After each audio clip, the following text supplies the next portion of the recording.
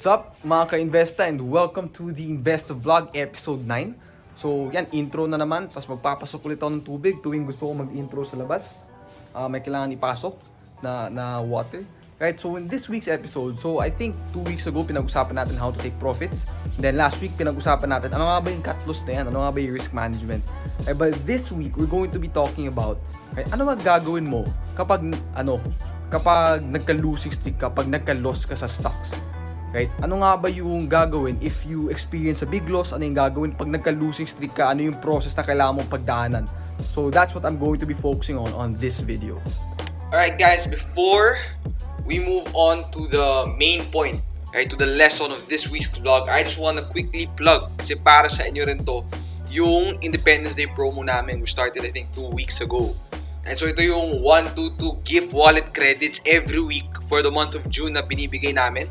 So, yung first round, nabigay na auto credit to the wallet. And then the second tranche, right, hopefully you guys are able to claim it through our Investor Rewards. And just a reminder na, etong week, this is the last week for you to claim it. So, how will you claim it? Simple lang. Let me show you guys the new feature. If you guys haven't seen it yet, scroll up lang ako ng konti. Ito ba yun? No. Scroll up lang konti. Give me 1 second. Ito, yung Investor Rewards, right? So this is a new platform, new feature because of course we want to, right, award or reward yung mga active users natin sa platform. So ito lang yan nandito sa sa left side, may kita mo kaagad. So click mo lang and so you can claim this. So yan, na-claim na yung week 2, week 3. Ito na yung last week. So click nyo lang and automatically may credit na yan sa wallet nyo. So you can use that to purchase products or offerings right above 1,000 pesos. So andyan siya na Investa Prime Plus, Investa Prime Elite, maybe, and yun si Investa Online Summit on June 27. So pwede nyo gamitin doon. So total neto is 366 wallet credits. So malaking bagay din yan. So hopefully na-appreciate nyo. Itong rewards na namin na feature, ano pa lang to, i-evolve pa to, right, in the coming weeks and months, right? So yun lang guys, don't forget to use. Kasi sayang, hanggang June 30 lang. Hanggang June 30 lang yung pwede gamitin yung 366 gift wallet credit. So, gamitin nyo, sayang. Alright, so yun lang guys. Let's continue with the vlog. What's up guys? So, in this episode, as said sa intro, papag-usapan natin, diba sa last vlog, pinag-usapan ko, what do you do, or ano nga ba gagawin, or ano nga ba yung importance sa risk management, and ano nga ba yung cut loss na yan, diba? So that's what happens when you take on a trade, kapasok mo lang, saan mo nalagay yung cut mo, how will you manage your risk, how will you protect your capital. But now, we're going to be talking about ano nga ba gagawin mo if you experience a series of losses or kapag diretso loss mo or naka-experience ka na malaking loss. So ano gagawin mo pag nagka-loss ka sa stocks? Right? So the first thing I would suggest is something that was taught to me, right, by Mark Minervini, Mark Ritchie, William O'Neill, etc. is that when you go through a series of losses, I believe the number one thing you have to do, and of course the market wizards, they also suggested this. Number one, you have to take a break. Diba? Or kung tawagin sa trading community natin, you have to parang quote-unquote purge, diba? You have to step away from the markets for a while, reassess, reevaluate what happened. Okay, so it's not, for me, it's not just simply, let's say 6 straight losses ka na, tag 1 VAR cut, so 6% drawdown support mo. When you take a break, when you take a step back from the market, you don't just yung hindi ka titingin. Pwede ka pa naman tumingin pero di ka lang magte-trade muna. Right? But the first thing you have to do is you take a break, right? And then you take a look at your recent trades. Diba? You take a look, what are the patterns that you see? Why are you why are you in a series of losses? Pwede yan, number one, the general market's really bad, the market's crashing, you have to generally stay in cash. Or number two, dalawa lang yan eh. That's number one. Or tatlo pala. Number two is your selection criteria is bad. Meaning, the stocks you're taking are low probability plays. Diba? Na may mas quality setups pa na pwede mo i-take. Or wala talaga yung setup na gusto mo, so chill ka lang din muna. And number three, pangit yung execution mo. Meaning, let's say, nakuha mo yung setup na gusto mo, buy on breakout, but you're buying it on extended names, diba? Let's say, up na 10% from the buy point and you're still taking the trade. Siyempre, sa natural correction or pullback, stop out ka. So, and that's important kasi nagka 6 straight losses ka nga, hindi yung tagi-isa, loss 1, 2, 3, 4, 5, 6, iba-iba yung rason. Potentially, on a high probability standpoint, right, the main reason is going to be because of a specific pattern. And kung series of losses, yun yung galawan. So first you take a step back, then you reevaluate, then you reassess. What happened, ano nga ba nangyari. And even actually, if you go through a big loss, it's the same thing. You reevaluate, bakit nga ba ako nagkamalaking loss? Is it because I was oversized? Is it because I took a bad setup? Is it because I didn't cut my losses? Is it because nag-average on ako? You have to see the reason why para in journal mo, para di mo maulit. Right? Okay, so let's say you take a step back, and for everyone, it depends how long you want to take a break from the markets, right? For some people, it's just a day, an afternoon, take a walk, stroll outside, diba? Breathe in some fresh air, meditate. For some, it's a week. For some, it might be a month. So that's it's a subjective thing. You have to know it yourself. But of course, again, step number one, so you have to reevaluate, like look for the patterns, diba, in your trading. So second is now what happens when you come back to the market. What happens when you, let's say, nakapag-break ka 2 weeks, a month? What's the next step when you come back to the market? So of course, once you've learned from the patterns of your mistakes, the next thing you have to do is when you come back, don't trade. My suggestion is, and the suggestion of the momentum masters, the market wizards, is to trade with a smaller size. Right? So now when you come back, don't come back with the goal of making back all the money, diba, na nawala mo from your trading. The goal when you come back is to get the rhythm back. Because another reason kung bakit ka nasa losing streak, maybe you were out of sync with the market, wala ka sa rhythm, di mo nabasa yung market team, tumitira ka ng reversals pero pero breakout pala, right, yung theme. So maybe you're just out of sync. So the goal when you come back is to trade with lower size, right? So let's say you're used to taking 1 VAR trade, you risk. Now, risk mo na lang 0.5. Or let's say position size mo dati is let's say 15% per position. Right, buong 15% position. When you come back, you take a smaller position, pwedeng 7.5, 5%. Or kung 20% position sila take mo, you come back, 10% position na lang. And so what's the logic behind coming back to the market, right, with a lower position size? The logic is, right, things aren't working pa eh, right? You're not at rhythm yet. You don't got the process right yet. You're coming from a series of losses. The goal is just to get a feel, diba? Parang kakapay mo lang, naramdaman mo. Diba? Okay. You want to get some good trades in. Parang sa basketball lang yan. Kung, let's say, 3-point shooter ka, sa previous game, tres ka ng tres, diba? Tapos lahat kapos. So when you come back the next day to do your reps, to do your shooting, hindi ka mag 3 points agad. Doon ka muna sa malapit, diba? Feel mo lang, diba? Shoot mo muna. Feel mo yung backboard. Feel mo yung ring. Diba? Tapos take 2 steps back. Tapos shoot ka ulit. Then balik ka sa free throw, shoot ka ulit. Balik ka sa may mid-range, shoot ka ulit. Balik ka sa 3 points. But take some time. Progression din yan. Same lang sa trading. Right, so you want to trade at your most aggressive level when things are working out for you. So when naka-winning streak ka dun, pwede mo i-ramp up yung position size, yung amount of trades taken.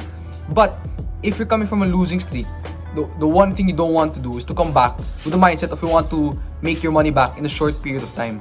You want to come back and get the process right. You want to come back and not revenge trade. But the goal is to get your rhythm back, to get a few winning trades behind your, diba? Behind your win sale, diba? And just, kapag may feel mo yun kapag you're in sync with the market, you're in rhythm. Tapos the goal lang talaga is to do the right things, diba? Not to make money. You want to make good trades, right? On a process standpoint, not from a return standpoint. So, parang titignan mo dito is yung percentage return mo kung tama ka. So, let's say, kumikita ka 15%, 20%, 10%, susundan mo yung plano mo, entry mo, cut loss, risk management, position size, TP, diba? Cut loss, susundan mo lahat. And it doesn't necessarily have to be winning trades as in profitable trades. It can also be, say nag-trade ka, tapos susundan mo yung cut mo, that's a good trade, diba? That will help you get back in rhythm. So, step number 1, again, is to step back, right? Take a break, reevaluate what's happening. But reevaluate the patterns in your trading, reevaluate bakit nga ba ako nagka-series of losses. And then the second step is when you come back, it depends on you if you want it to be a week, 2 weeks, a day, a month, a quarter, depends on you. Go back with smaller position size, diba? Chill ka lang, focus on high probability trades, trade half the size you usually trade. Then when you feel a rhythm coming back, I like to make a few amount of good trades, whether cut loss or wins. Pero of course, I want to see some profits coming in then. That's when I go back to normal position sizing. Okay, but now, the question is, okay. So, I addressed that, what to do pag naka-series of losses ka or big losses from a process standpoint. But now, I also want to give you guys a tip. So, how would you know kung kailangan mo na? Para objective tayo lagi. How would you know if kailangan mo na mag-break, di ba? How would you know if kailangan mo na mag-step out? Is it 3 straight losses? Is it 5 straight losses? 10 straight losses? Ano ba? So this is what you call a portfolio circuit breaker. So now you're going to look at your portfolio as a whole. So basically, a portfolio circuit breaker is whenever you hit a maximum loss threshold, magpapahinga ka muna. Right? And that can be different depending on you. So let me just share to you guys, ano nga ba yung style ko. Diba? So kasi we always take into consideration yung risk per trade, diba? Yung risk ng buong trade mo, but you don't take into consideration yung risk ng buong portfolio. Right? So parang may cut loss ka sa buong port mo, diba? Parang 1 bar ng buong port, ganun. So for example, let's say I have 3 So meron akong daily circuit breaker, meron akong weekly circuit breaker, tsaka monthly circuit breaker. So basically, if in one day, right, down ako ng 1 bar, meaning nagkat ako losing positions, kasi meron akong 6 positions, tapos nagka 1 bar loss. Yung gagawin ko, I will sell all of the losing positions and keep the winning positions, and I will not trade for the rest of the day. And then let's say, so weekly, let's say for the week, down ako 3 bar, down ako 3% of my portfolio. Gagawin ko, bebenta ko lahat ng losing positions ko. Yung mga winning positions, ikikeep ko pa. Pero yung mga losing positions, kakat ko na lahat, then I won't trade for the rest of the week. And so at least dyan, makaka-reassess and re-evaluate na ako. So let's say for, say Tuesday pa lang, down na yung portfolio ko ng 3%. Okay, down na ako 3 bar. Di na ako mag-trade Wednesday to Friday. Pahinga na ako, re-evaluate na. But then for the month, if down ako ng, I think it was 1 bar, 3 bar, so kapag down for the month ako ng 5%, let's say ano pa lang, June 15, di ba? Yung buong port ko down na 5%. Hindi na ako magte-trade from June 16 to June 30 or 31, basta hanggang end of the month. So reassess na, re-evaluate. So yun, so meron akong pang cut loss sa buong port ko. So sa day, in a day, 1 bar, in a week, 3 bar, na month, pang 5 bar. Yun yung style. So that's what you call a portfolio circuit breaker. So at least this way, objectively mo nakikita kung kailan mo need mag-re-evaluate. And the best thing about this is, since you know, na kasi mangyayari is, let's say, malas ka lang, you chose low probability plays, tapos na 5 bar ka na 5% loss na import mo, what's gonna happen, diba? You're gonna miss out, since you go take a break, you're also gonna miss out on potential plays that may come out in the future. But so now the thing with that in your mind now is, you know that you have to take high probability trades, diba, na on a probabilistic standpoint, mas mataas yung chance na maging gain. Diba? So dapat yung grade A setup mo, because if you take unnecessary losses, diba, baka ma-hit yung portfolio circuit breaker mo. Kasi yung 3 bar in a week, madali lang yan eh. Let's say, nagtatlong trade ka sa Monday, diba, tapos nag-cut lahat, pwede ka na ma-3 bar ka agad eh. Diba? Tapos for the rest of the week, wala ka nang pwede i-trade. Tapos, kasi sa Thursday, nagka-bagger move, edi sayang, diba? So now, number one, it not only forces you to take a break and re-evaluate when you're losing money, it also puts in your mind that you have to take high probability trades or trades that's in your parang quote-unquote playbook sa mga setup na gusto mo, sa niche mo. But it forces you not to take yung mga low chance trades, yung mga ito, kasi di ka naman talaga sanay mag-bounce, may nakita ka pwede mag-bounce, pero upside mo 6% lang. You wouldn't take yung mga trades na gano'n, yung bad risk reward, di ka sanay sa setup. So that's what you call a portfolio circuit breaker. Right? So guys, I just gave 3 ways, diba? Now what you can do if you experience a big loss or series of losses, diba? So take a break. Right? You take a break, reevaluate. Number 2, when you come back with smaller size. Get the rhythm right, get the process right, diba? And then when things are going well, pwede ka maging aggressive ulit. And number 3 is to have a portfolio circuit breaker para hindi subjective yung mga decisions mo when to step back. Para it's what do you call this? It's objectively based, tsaka may plano. Right? So hindi subjective lang. You know when to take a step back. Tapos last is, I always, yung size ng position ko, let's say nagka 4 straight loss ako, yun automatic cut in half din. Even if di tumama sa circuit breaker rules ko. So yun na naman guys. So hopefully, may nahanap kayong value, diba, sa video na to. I was able to help you guys, diba, on what you have to do kapag, and of course, lahat ng minention ko naman is natutunan ko din, hindi ko lang gawa-gawa yun. Yung first 2, natutunan ko sa kina Mark Minivini, Mark Ritchie, David Ryan, and sa Market Wizard, yung style nila. And then tong portfolio circuit breaker, the first time I heard of this was kay Berio. Right? I heard it from Bear na dapat, ayan, kung down 3% ka for the week, pahinga ka na for the week, diba? So I learned that from Berio. So I'm just getting all the information I know and giving it to you guys. Right? And then I also read it sa Stock Market Wizards. May nag-mention din nun. So hindi lang si Berio yung nag-validate ng style na yun. Market Wizard na rin. So yun lang guys. So hopefully nakatulong to sa inyo. Of course, I wish everyone nothing but the best. Safety, right? Health for your family and loved ones. Good health for your family and loved ones. Everyone safe sa end nyo. And shout out sa lahat ng nanonood every week, sa lahat ng sumusuporta. Hopefully nagugustuhan niyo yung video.